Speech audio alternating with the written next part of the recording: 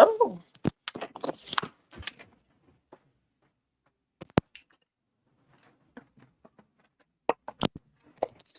And we're live, Elise. Hello. Hello. How are you today? I'm fantastic. Thank you. How are you, Ursula? Excellent. I am the same. Thank you. Fantastic. How is your Mercury retrograde going? Personally, pretty smooth so far, but I always sort of, treat it like a magical time. So I'm just kind of taking the nudge to slow down, which is nice. I So love it's that. been, pretty good so far. Thanks. How about you?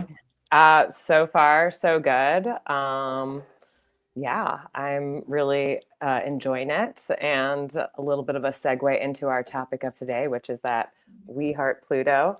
I've been getting some interesting feedback from both clients and friends, family members about part of their Mercury retrograde really feels like having like reliving old storylines. And Oh. so I think that's so fascinating because we have this connection between, the we believe, philosophical and like self philosophy of Sagittarius into what it's anchored in, what aspects of the subconscious of the underworld of Scorpio are these things actually tied to, or maybe even originated from. And so I think it's interesting that while we're navigating that bridge with the Mercury retrograde going back over that, that people are even doing like they're really actually experiencing old timelines, flashbacks of old versions of self, some people even past Mm. lifetimes. So I think that's so fascinating. Almost this like these karmic contracts that may be part of, their either spiritual or soul lineage, maybe even blood, family lineage, and these like karmic debts and how they've produced kind of different timelines, storylines, scenarios, relationships, shared resource scenarios and stuff like that of now. So I just think that's so fascinating. And I look forward to digging deeper into the meaning, the very rich and deep meaning of Pluto, of the eighth house, and even of the Scorpio archetype, so that we can unpack its significance. I feel like people who are without any native eighth house placements are it's really too intense, and it's shrouded in mystery, and it's something that people don't like to touch. Whereas I have an eighth house stellium, so I'm just like, oh my God, let's go. So Yep. let's start with our little bell real quick. Perfect. Thank you.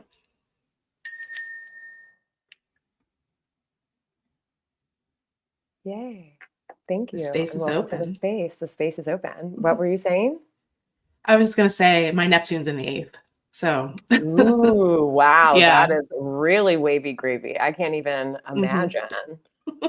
I really can't. I mean, and that's coming from someone who natally has their Neptune in the first house.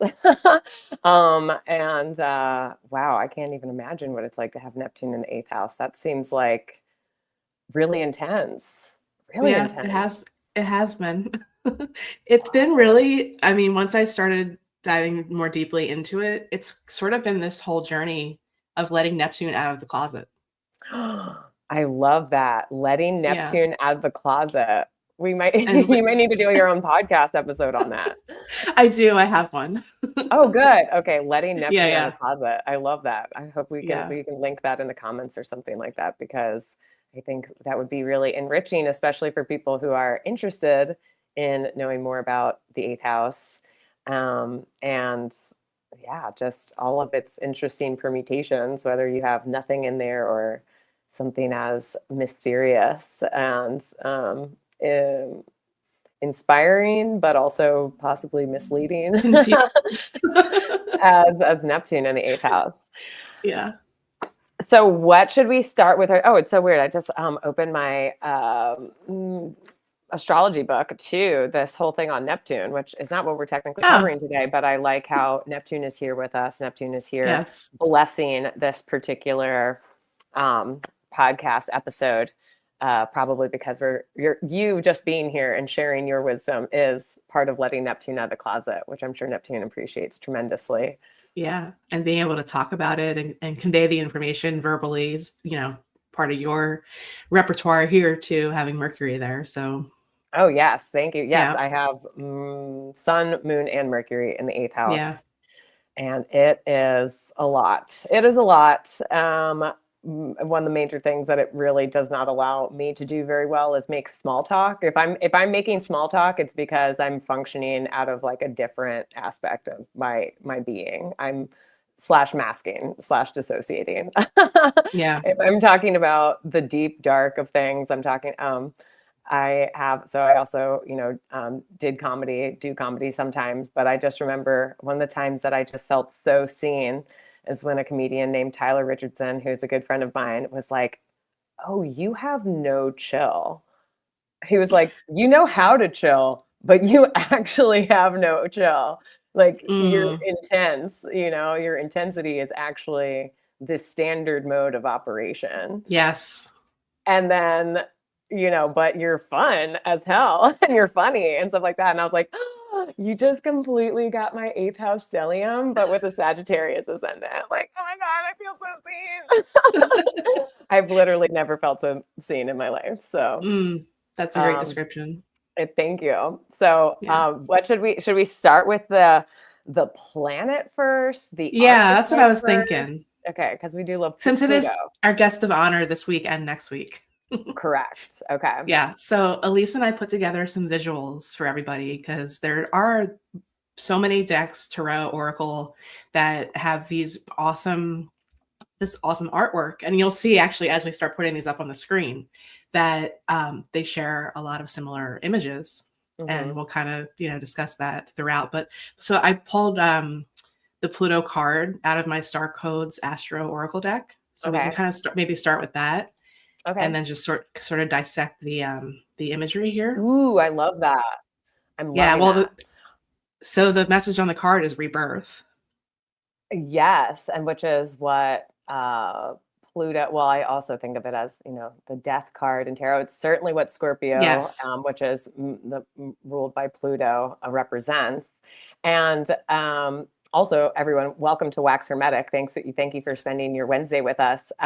Maybe like a little backstory on why we decided on we heart Pluto is because one of the things that we really need to get down to brass tacks about when we're talking about bringing intuitive knowledge, intuitive arts, hermetic knowledge and practices to the forefront of our mind instead of allowing society, the modern day, the science cult, whatever you want to call it, all of those things together, from denying the existence of spirit, of your soul, of the energetics of things being primary, and even taking a linear mindset and actually getting hip to the circular nature of existence, of consciousness, and where the death of one thing is actually the birth of another.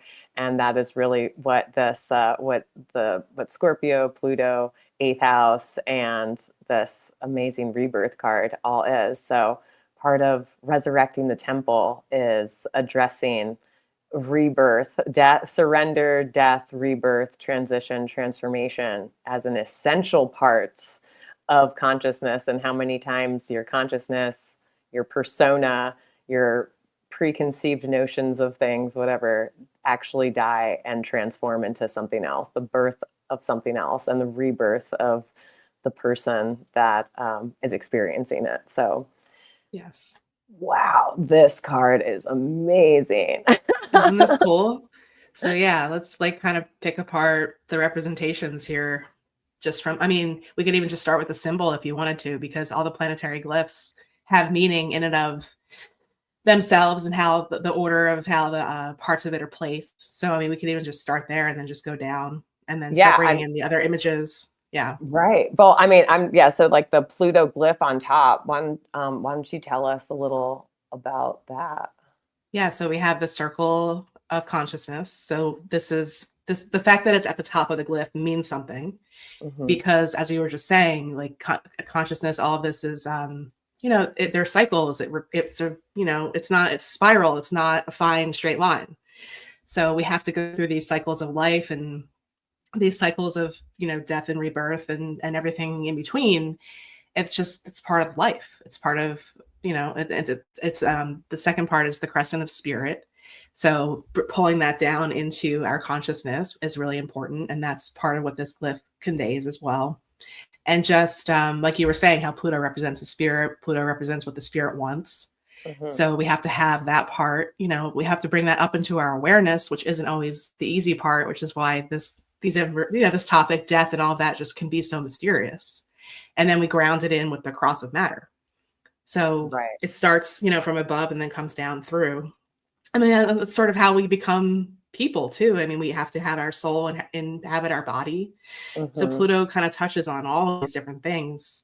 And essentially, it's just I always quote my astrology teacher on this because he was so brilliant in describing Pluto as a Buddha incognito. Ooh, I love that. So yeah, and it's just like you have to go through the underworld journey. I mean, you can choose not to, obviously, but there's always a choice. But just being willing to go down into the depth of your consciousness or whatever you're going through in your life and experience, into your own soul, and then just bringing that back up into your awareness. And it's just always a constant. There's always somewhere deeper to go. Right. So and it's like, that's what I consider the Plutonic process. Oh, I love that. I also love how the spirit is holding consciousness, but then grounds it into matter. And you can see the anchor below the crossing point of like the material world. So again, we're working with polarities.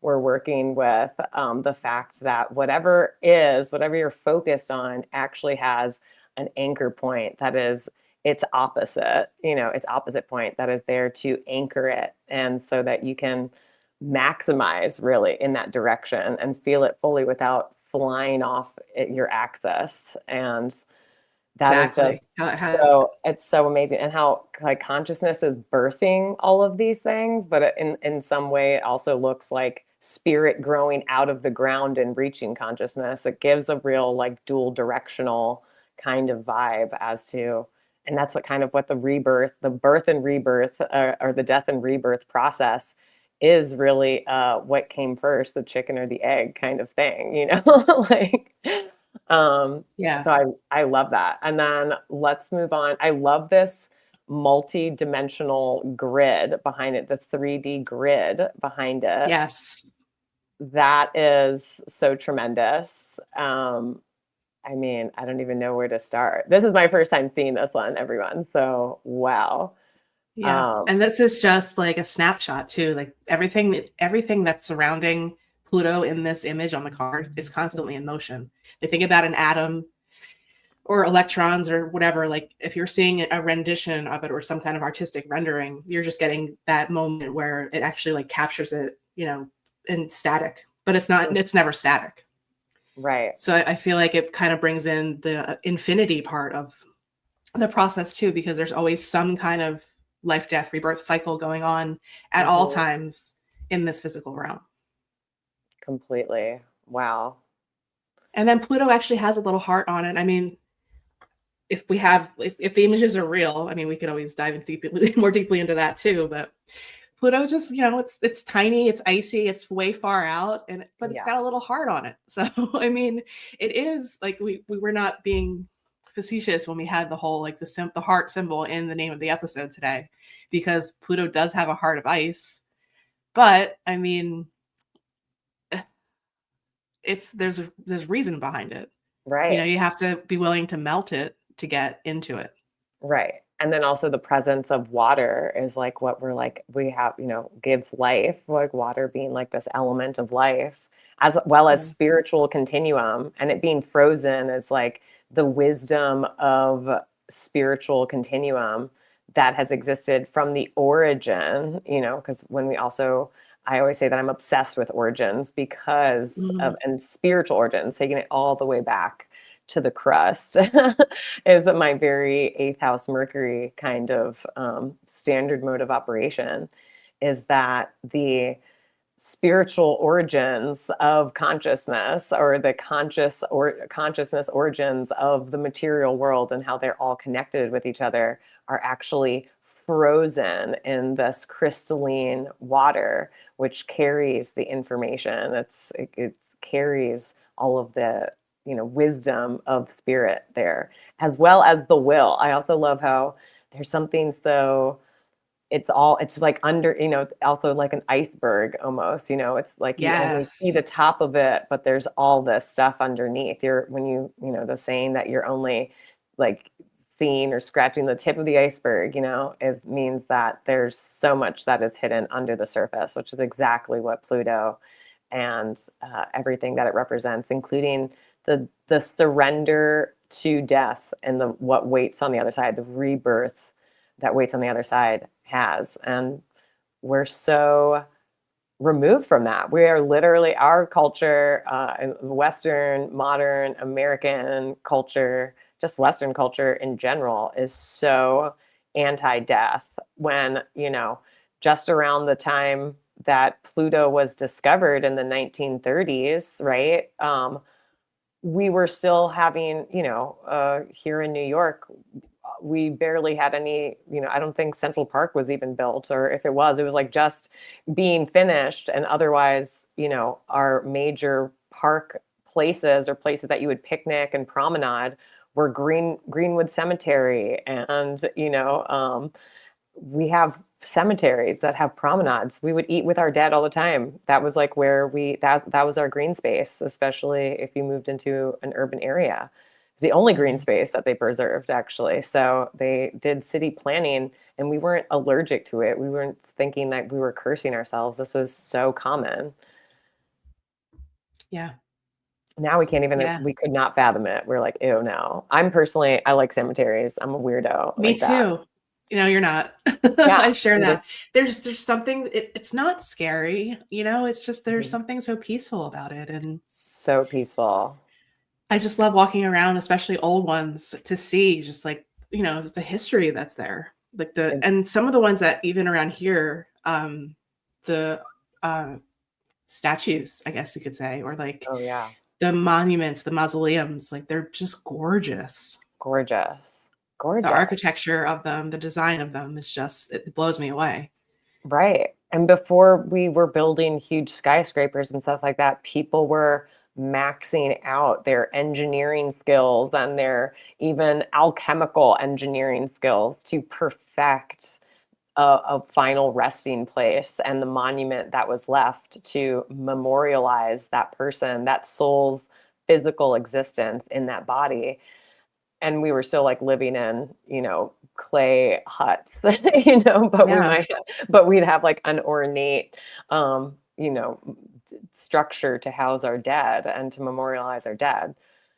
It almost gives you the idea that so much of us, or so much of our previous consciousness that we have so much lost, or at least lost touch with today, knew that from death is born life. And that is really, Exactly. that's even what the Scorpio Taurus axis is really representing.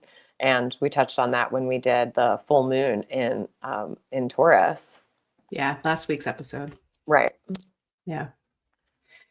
I like these gears of the universe, and like of Yeah. consciousness, like all Isn't that going cool? to, and then it has this axis that goes through it. And what is this?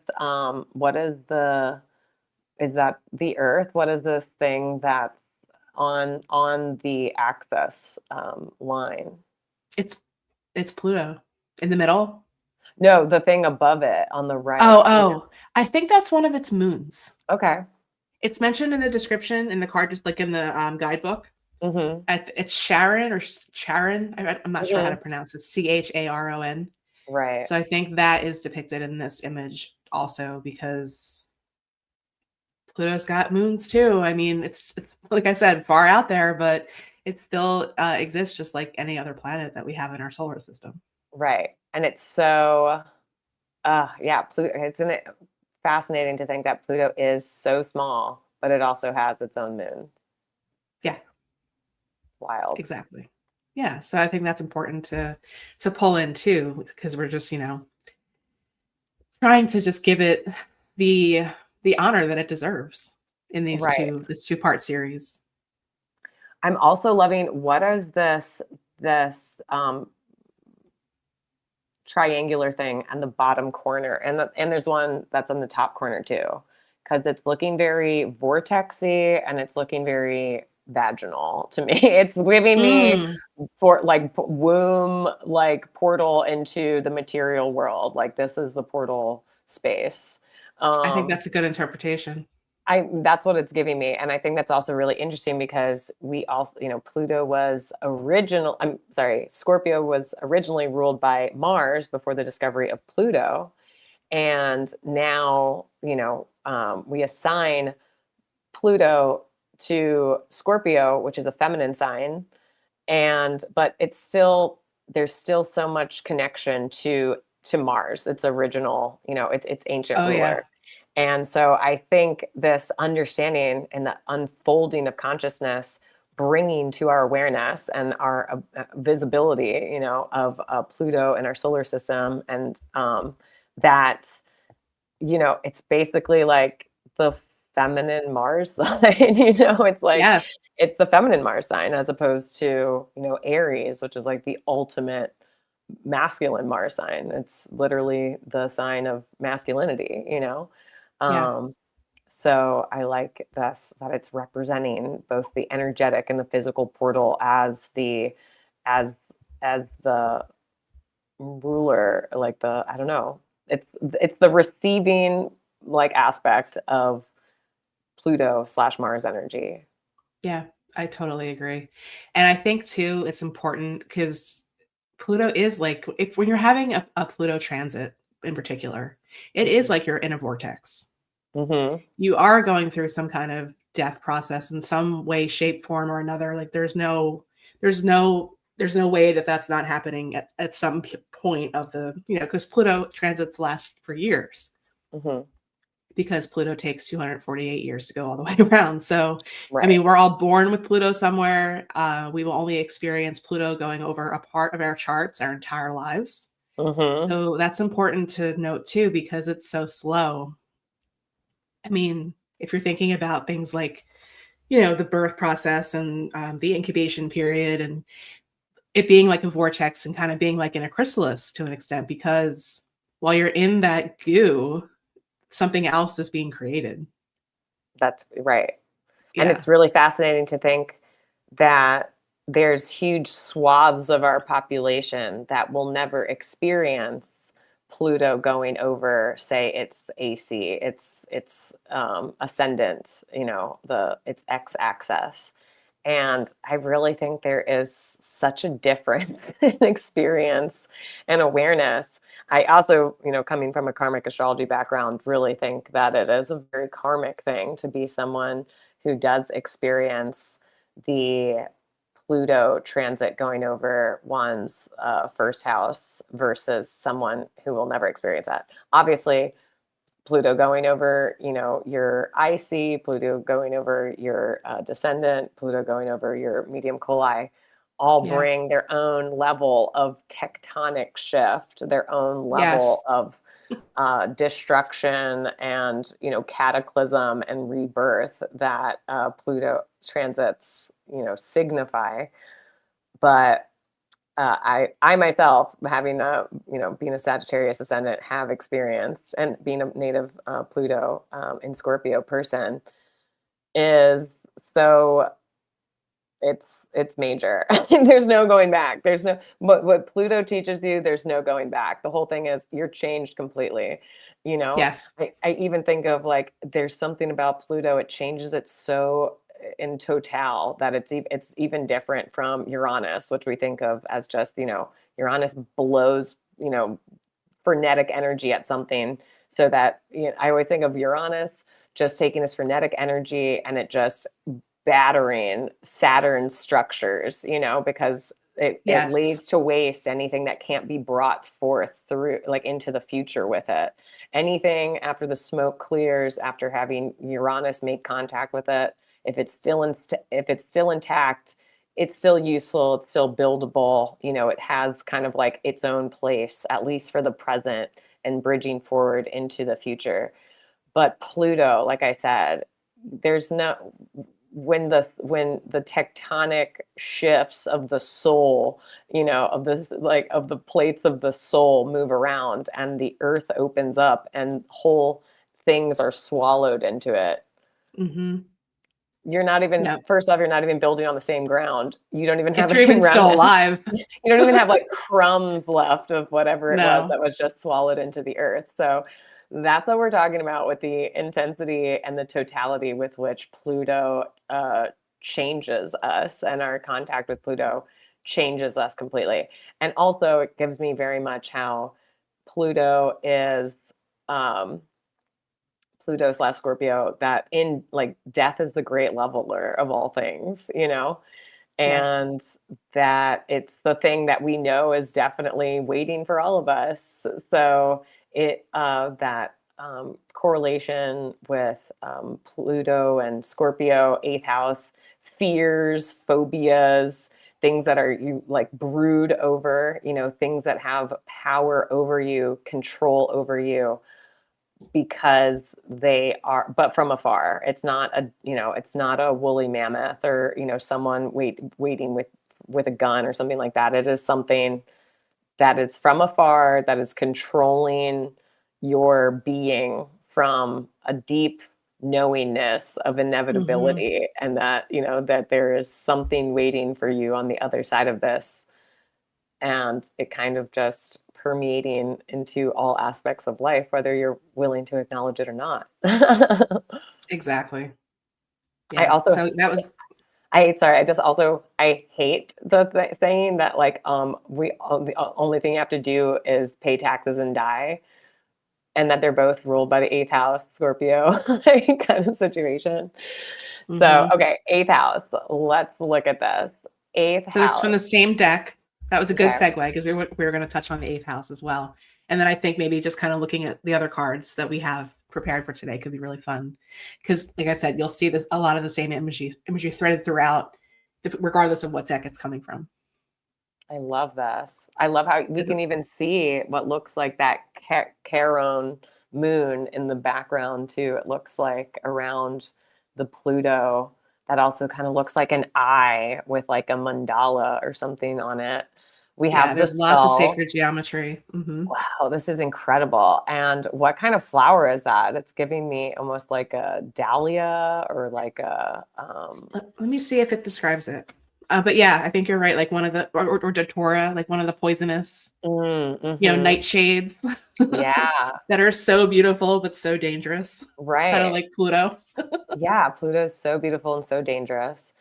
And yeah, just the fact that we have this. So so the eighth house, for those of you who are new to astrology or just, astrology curious, is where we go from the union of two, I like to call them I ams. I personally think Mm-hmm. that the seventh house and Libra, which is represented by the scales, and the seventh house rules marriage, rules any long term committed partnership of allies, business partners. It also rules open enemies. So I always say, yes, Romeo and Juliet are a seventh house union, but so are the Capulets and the Montagues, who are Mm, committed to a long-term public feud of being enemies, and it is like it's on record, it's of public knowledge, and they are committed to it. They're constantly balancing out between each other in this feud state. So it's not always only just like whatever, and it's not just all the marriage and like the happy unions. It's also the people that come together to lock horns for a long period of time. They're committed to that antagonistic, adversarial relationship. And mm-hmm. so the eighth house is where what happens after the marriage is formed. You consummate the marriage in the eighth house. Yes. um, you consummate the marriage in the eighth house in Scorpio, and you experience the death of the two individual entities that came together to form the union in the seventh house.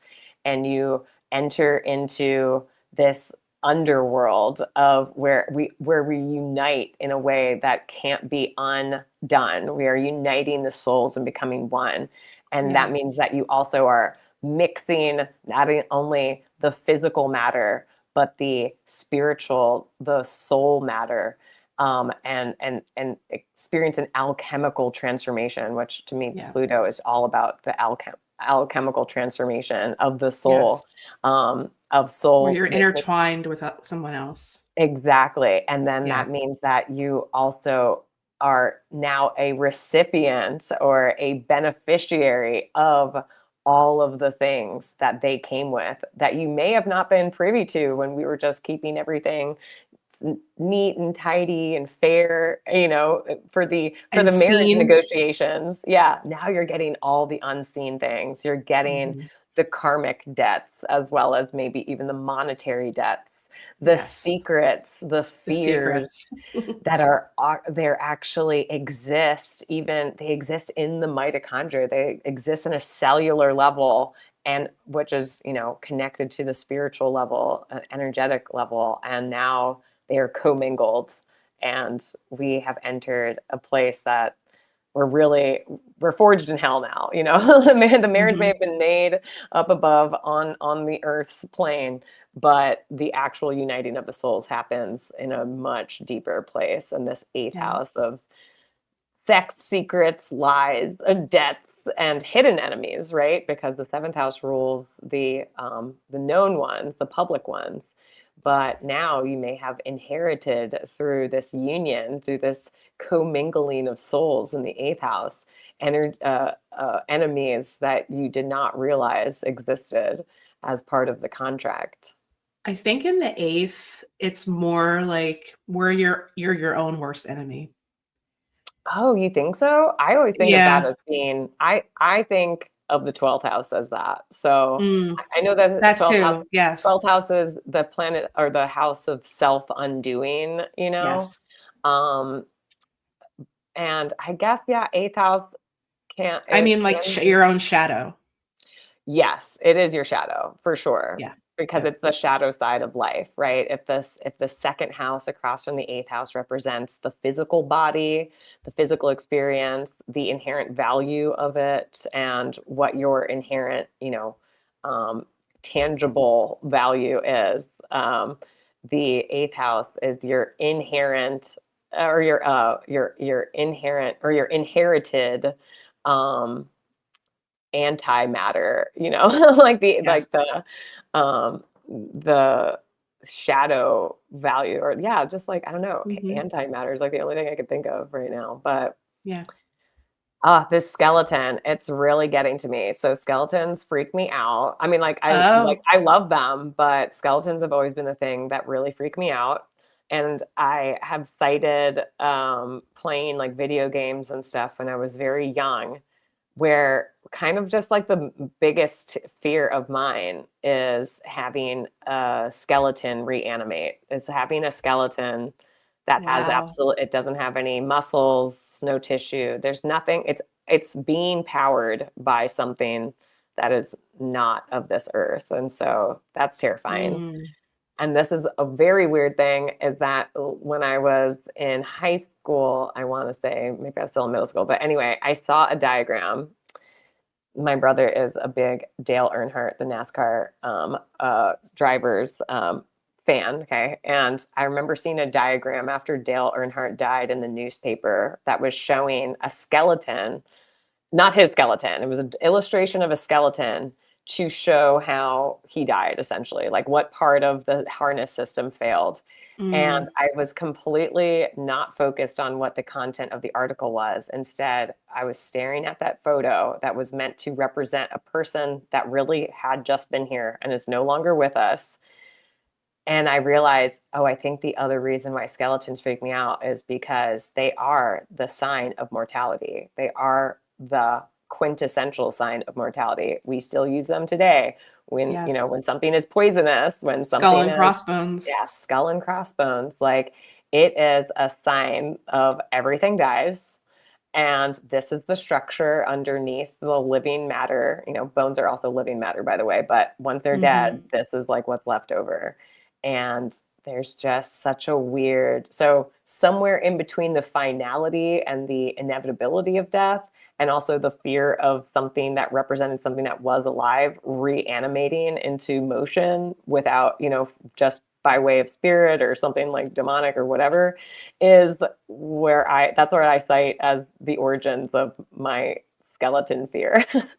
Mm, that's an interesting share. Right. Very much in alignment with today's topic. Oh man, yeah, And the Pluto eighth house. and the eighth house. Like Yeah. there is something beyond all of it. And what is the significance of these hands, these shadow hands covered in jewels, holding this skull? Yeah, it's interesting. I think that when I look at this card, a lot of what I see is also the shamanic process that gets associated with Pluto. Like if Mm-hmm, you've ever done anything like plant medicine, like ayahuasca or something like that, mm-hmm, because it takes you on. I mean, you face a lot at going through those kind of process. So any kind of shamanic process, you're dealing with some kind of death of something that it's showing you something. right.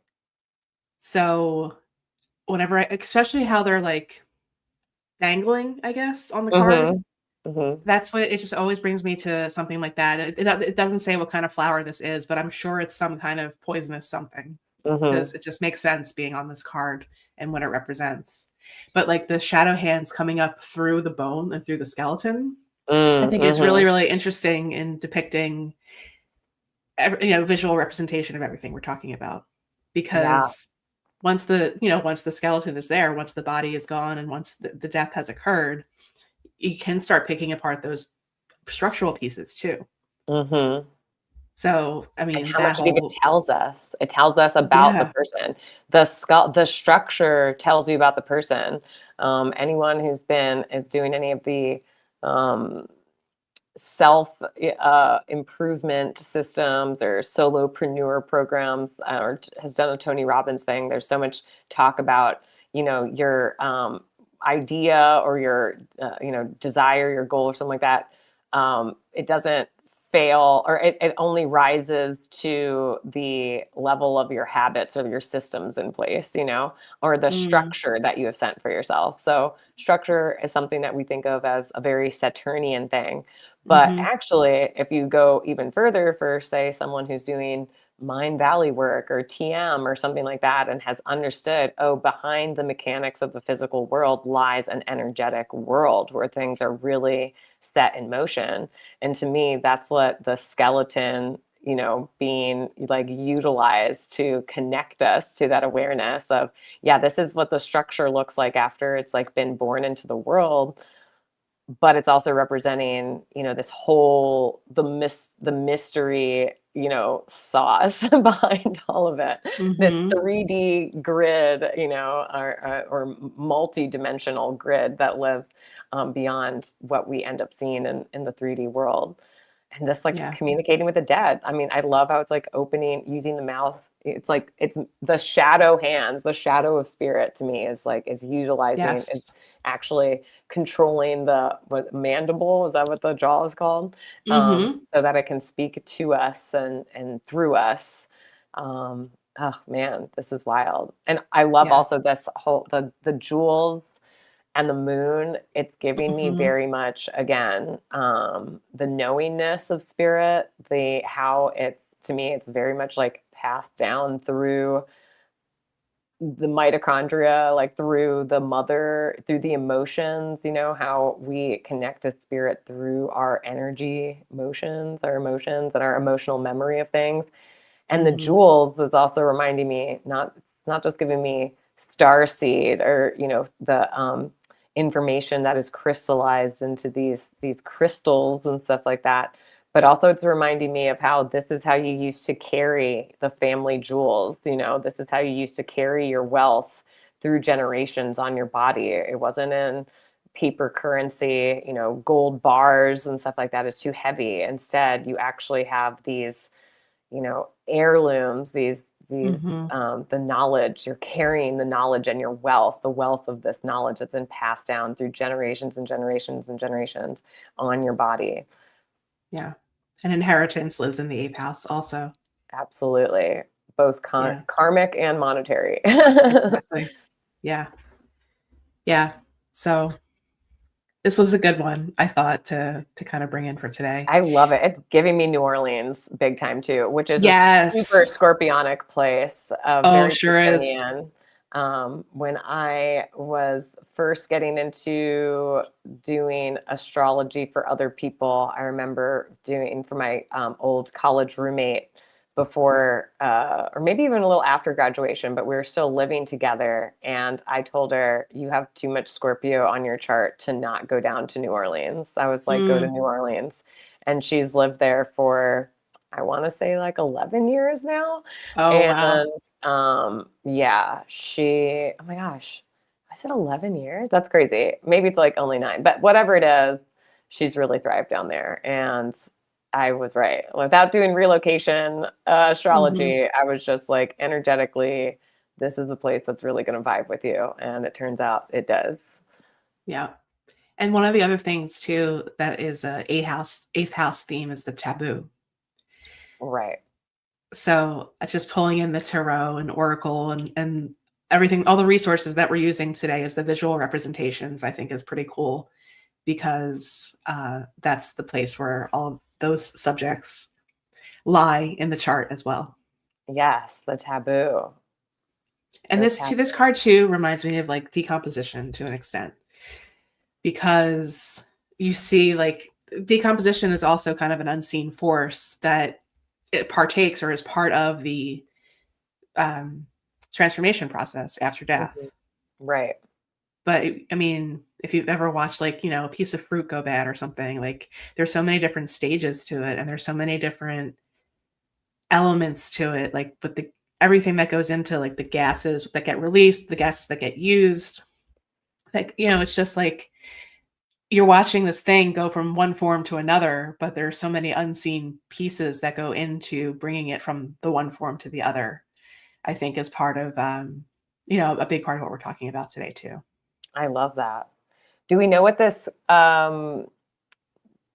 something that's around, like, I don't know if it's this around the circle, there's these, I don't know if it's a wreath or like a spine or like lights or something like that that's actually around this circle. Do we know what that is? Some kind of twine. It feels to me very like some kind of twine, like holding together, the energetic field of the Mhm. living and the dead almost, Mhm. but I don't know if that's actually what it is. That's just kind of what it's giving me. It looks like kind of like Christmas lights, you know? Um, It does. and it's It kind of almost in reminds me of Florida. like thin bone. Ooh, yeah, I don't even know. Man, Yeah. I love Pluto. And the whole reason Yes. why we're also doing this is because, and again, I think it is so, it really exemplifies the whole problem of, and I guess we're going to get into a chart of when um, Pluto was demoted from a planet to Yes, being that's part 2 next week. oh, okay, that's the next week. It's a dwarf planet. But the fact that why would you care? Like for people aren't even aware that Pluto represents the soul or the soul's will, right? It is Mhm. the higher octave of Mars in that way. It also gives me the difference between like masculine warfare versus like feminine warfare, where like the Mhm. masculine just like fights it out, until like everyone's energy or hormone cycle is reset and they're like, okay, we're good, or someone's been dominated and we're fine. But the totality of Pluto warfare is like, no, bitch, it's you, and it's 7 generations after that. Yeah. It's so, it's the chasm of just having it swallow something that was previously alive and like a power system or, a symbol of power just being swallowed up by the powers that be. And now all Mm. that exists as like the shadow of its memory still being there, which Mm. kind of like gives you that freak out of, is it still around? Is it looming? Is it a curse? Like, do I still Yeah. have to account for it? It's that, that it's the ghost, it's the shadow of what was, but you kind of have a feeling like it's still there because It's everything still that's ever there. existed is still here. It's Yeah. just transitioned or transformed into a different plane or a different like material or matter or antimatter or whatever, ether, it's just it's transformed into something else. That also, what you were talking about with the decomposition is so true because when we're talking about Pluto, we're talking about energetics, but how exacting they are. There's something as exacting as, Mars, in the Aries kind of form being, I think of like the age of Aries. I think of, Roman gladiator. I think of, something, whoever the biggest brawn holding wielding the biggest stick or the biggest sword, is the Mm. person who can do the most damage. But when we're talking about Pluto, it's kind of like the person who has like made the most peace or can have like the most, can one withstand and do surrender gracefully, you know what I'm saying? Like being Yes. able to pick like you don't care so much about the battle because you're focused on the war, you know how to win the war kind of Right. thing. Um, Pluto and Scorpio and eighth house, Pluto and Scorpio specifically, less about the eighth house, but is also has revenge as which revenge is a taboo. But also when we think about eighth house and inheritance and hidden enemies, right? We also think of vendetta, right? Vendetta is something that is passed down Yes. through generation also.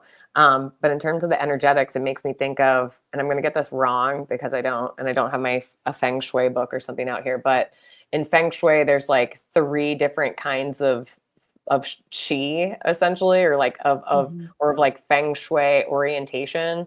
And there's the good kind, which is that the chi, the life force energy, is moving freely through a space.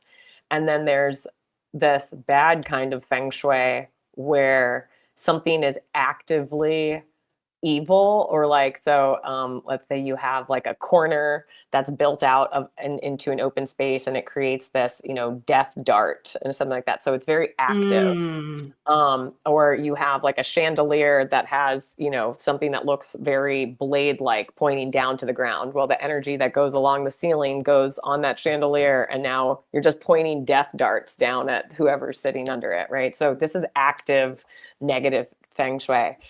But then there's a third kind that is like death and decomposition feng shui, which is like, let's say you have a corner of your room that keeps compiling stuff. There's no energy getting to it. It actually becomes a black hole. And you'll notice when things start to accumulate, it starts to accumulate quicker and it gets more stale. It Oh, literally creates wow. an energy black hole. And that actually produces this like death feng shui Huh. energy where this is where things go to die. And it's actually Wow. increasing its real estate in the room, which means that more and more chi is getting caught there and decomposing into Mm. non-energetic, non-usable energy. It almost Um, reminds me of like soul sucking. it is like soul sucking. Things become pile up and they become soul sucking because the chi can't move around. So you're not, Mm. it's not making it to the rest of the body, whether it be your body or the rest of, the living space or the space that you're inhabiting.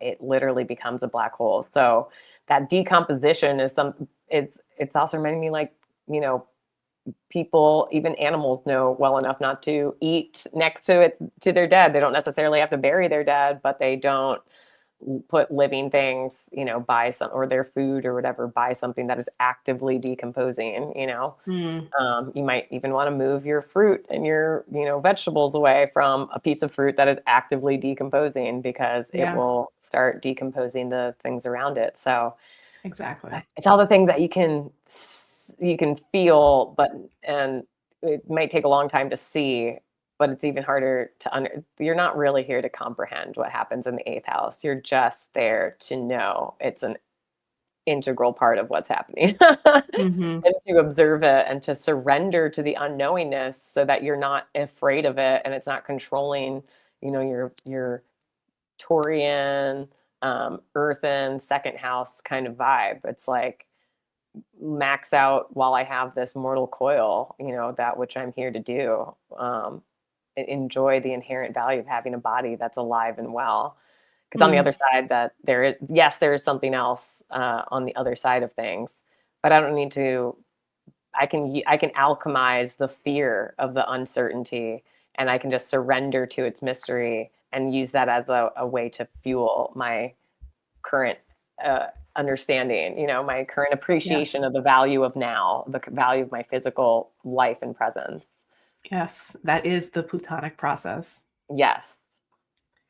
Do you want to look at some of these other cards? Oh yeah, I'd love to. So this is the one that here we go with. All right, so we're going to see a theme building here. We already are. See the theme building here. So this is the death card from what's her name? Cannon Reed. What's her I've already forgotten her name. Wait, you sent it to me. It's like from the 80s, I want to say. Yeah, I did send it to you. What's her name? Her name Ellen Cannon Reed. Yes, Ellen Cannon Reed. The Witch's Tarot. Yes, this is the Witch's Tarot. I love, so the number 13 is the number of the major arcana that the death card represents in the tarot.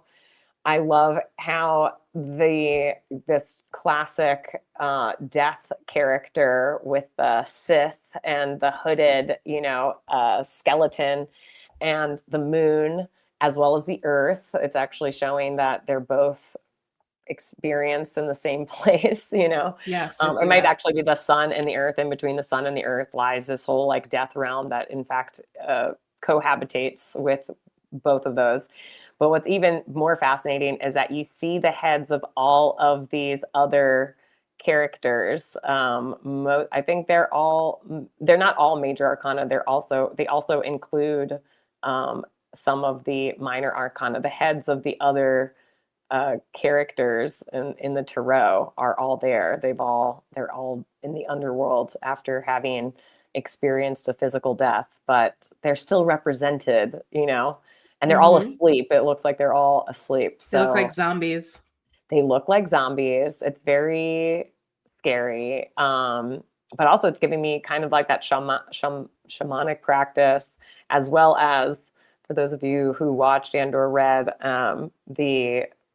what's the Fire and Ice series, Game of Thrones. There's a whole character arc or storyline where Arya becomes part of this assassin, trained something. And the final level of mastering it is to become like this shapeshifter where you have access to all of these faces of like people that have come before. So now you can completely, you can mask yourself and take on the essence of someone else, so much so that you look like them, sound like them, and that's part of your disguise and makes you that much more difficult to, you move in shadow because you're actually in disguise. But it also gives me like the thought of the shamanic practice that like you can call in from the ether one of these other voices, souls, experience, timelines, and wear it or have it move through you as part of getting the download, getting the essence, getting the wisdom, getting the experience without actually being that person. Hopefully you don't become possessed or anything, but this is kind of like what it's reminding me. It's like all that's come before is still there. It's, you can just call it down to you. Very cool. All right, here's another one that you shared. Okay, so yeah, I haven't had this deck for as long, but again, we see a similar theme of this time the death is on horseback, and we also see some crowned dude who is mostly under the ground. And they look buried with their heads sticking out. Right, their heads sticking out. We see at the bottom of it that, again, it's the 13th of the major arcana and the glyph of Scorpio there. We also have a snake, which I think we'll get into even more when we talk about the in-between Scorpio and Sagittarius of Ophiuchus, but we're not going to go there yet. And even there's an eagle. There's an eagle, and it almost looks like I don't know if that's, I want to say that that is in the back. What it looks like is like in this death world, or like death, like kind of going through the physical dimension.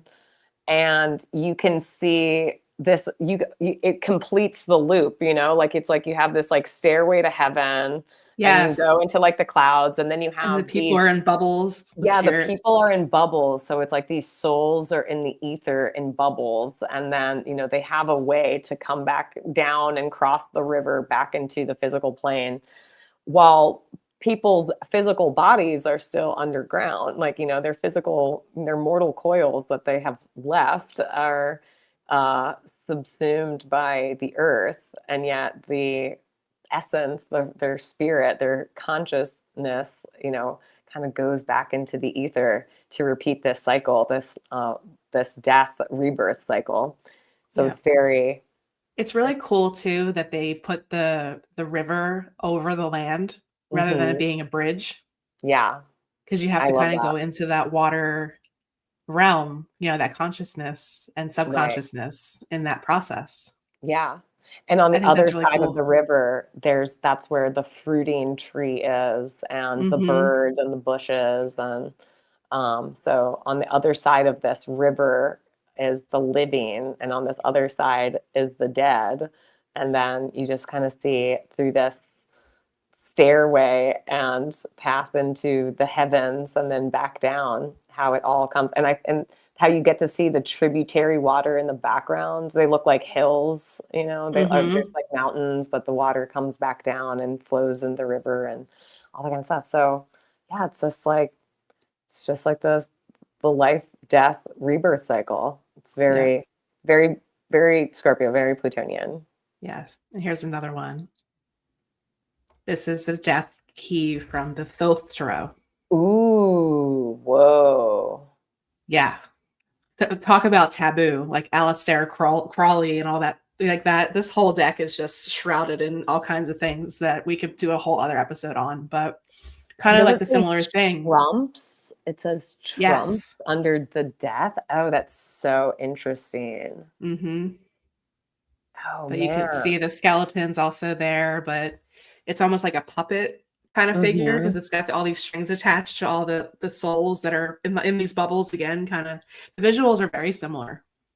And they still have the Sith there.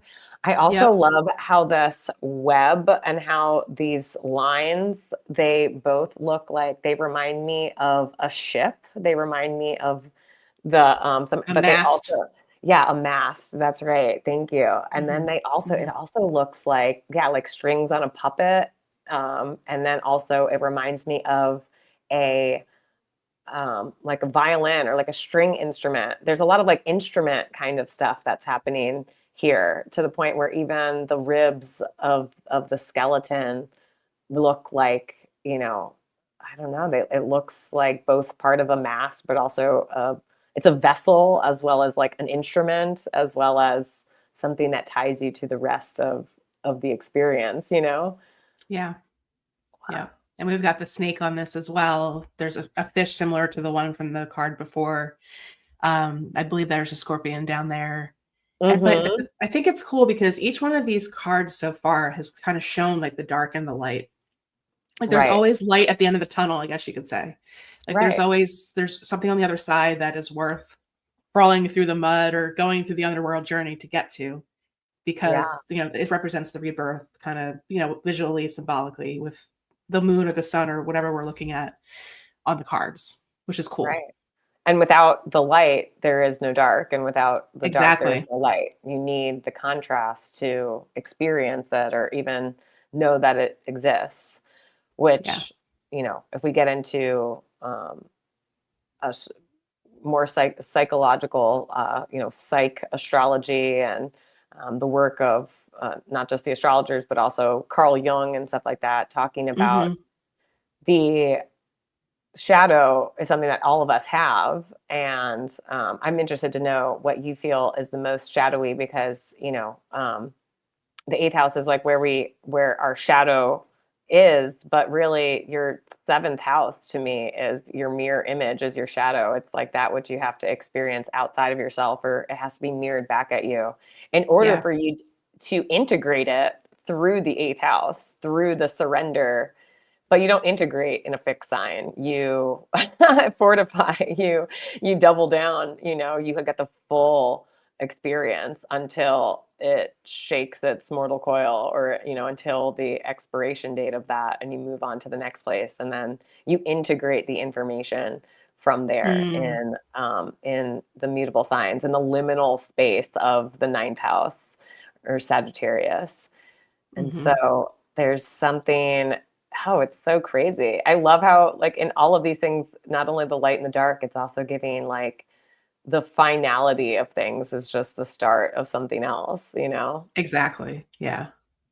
And the trumps, I wonder what the trump, like that death, like trumps everything, or, that like life death trumps death. I'm like really interested to Yes. know what it's trying to say to us with death being imprinted in the bold print in the foreground, but trumps being in shadow, but in larger letters Hmm. in the background of the Yeah. banner on the bottom.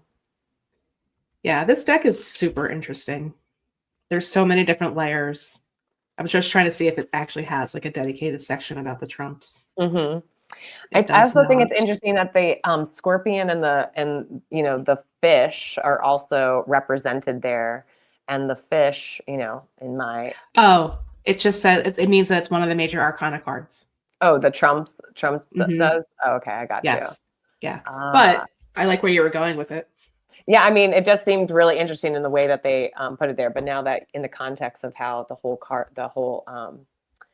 deck is formatted, that makes a lot of sense. So, for Yeah. those of you who are also new to tarot, one of the things that when you start reading tarot and the minor arcana are present, and then a major arcana card flips out, it trumps essentially what these kind of like building block procedural, more Hmm. um, I don't know, granular, like elementary steps leading up to something that is actually fate driven, something that is Yes. actually like, Beyond your control. right, exactly. Yeah. That is represented by the major arcana. So that makes a lot of Yeah. sense.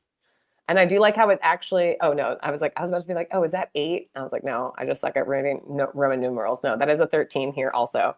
But I always think of 8 as also being, the eighth house and stuff like that. But no, it is. Ah, the tower. Oh Yeah. my Let's gosh. look at one tower card to pull the Mars energy into it. And then we're a little over an hour. So let's Okay. dissect this one a little bit and then wrap it up for today. Okay, cool.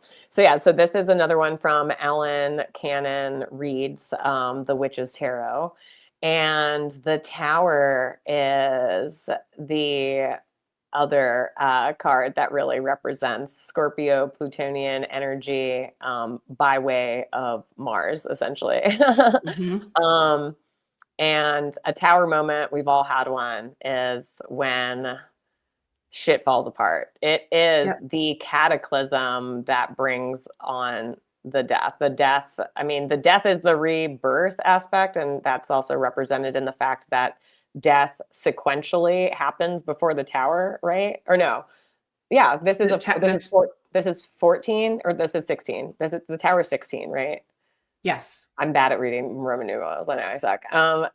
So 16 comes after, and again, it's a sequential, it's a cumulative like process from the Fool all the way to the World, and notice how death is not the end of the major Right in arcana. the middle.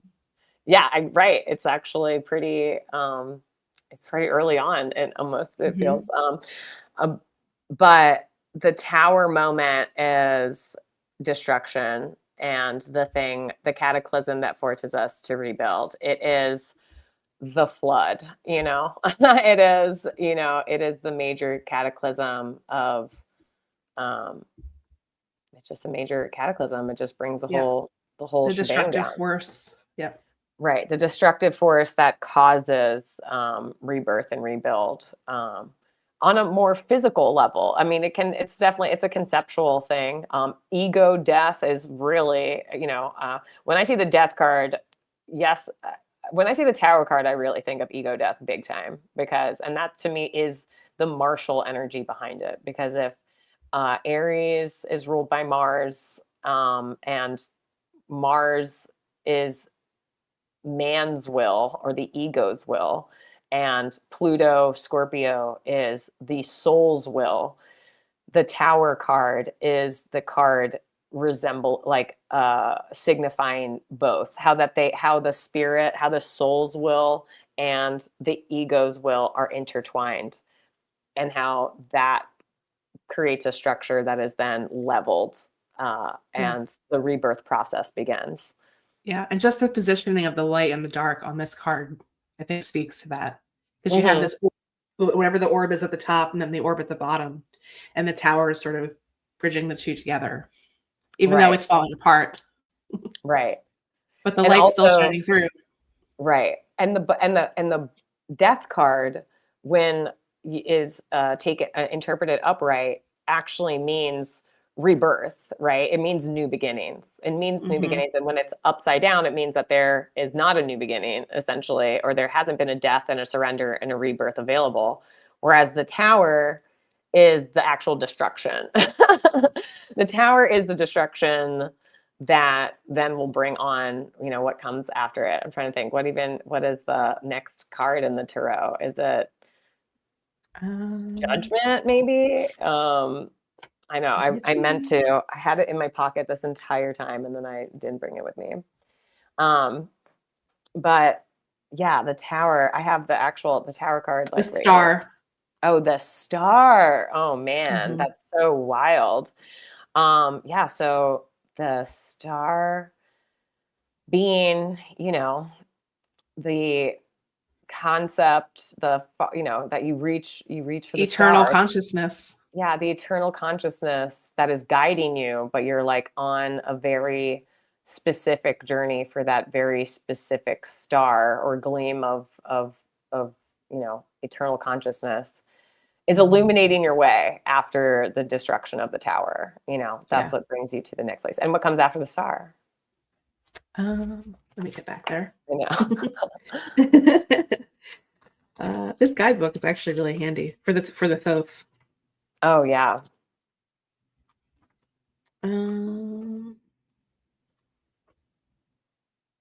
So we have the Tower, the star, then the moon, and then the sun. The Tower, the star, the moon, and then the sun. So you have to go into that, like I was saying before, sub-unconscious place first. Right. To delve out and bring to the surface what wants to be shown in the light. That's so interesting. And the star, I'm thinking astrologically, the star is Aquarius, and the moon is Pisces, and then the sun is Leo. Leo, yep. And we associate the Tower with Scorpio and Mars. Interesting. It is interesting, isn't it? It's super interesting. The Tower, we've all had one. Oh yeah. The destruction that brings forth the new light, the new journey for the forever consciousness. Yeah, something else is coming online that was there all along, that is ready, essentially. Right. Exactly.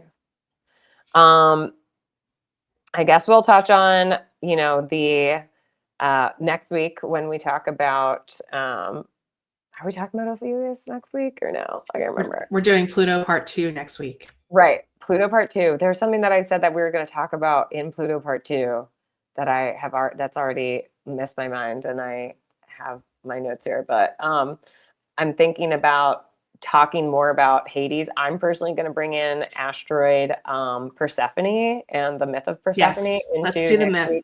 Next week's communication download message, and we're going to wax hermetic on our second aspect of Pluto, our Pluto love, and why you should love Pluto too.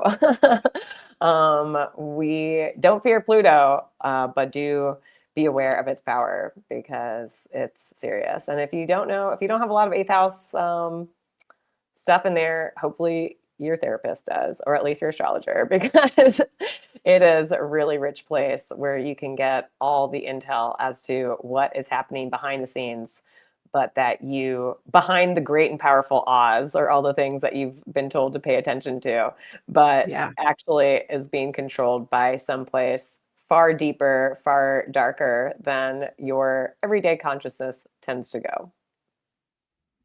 Mic drop moment right there. Perfect segue Amazing. into next week, our teaser. Yay. Well, thank you so much for joining us for Wax Hermetic here at Cafe C on the Astromagistus YouTube channel. And my name is Elise and Ursula. This is I'm Ursula Duffy, and we'll be back with you next Wednesday at 12. And we are closing the circle with the sound of the bell.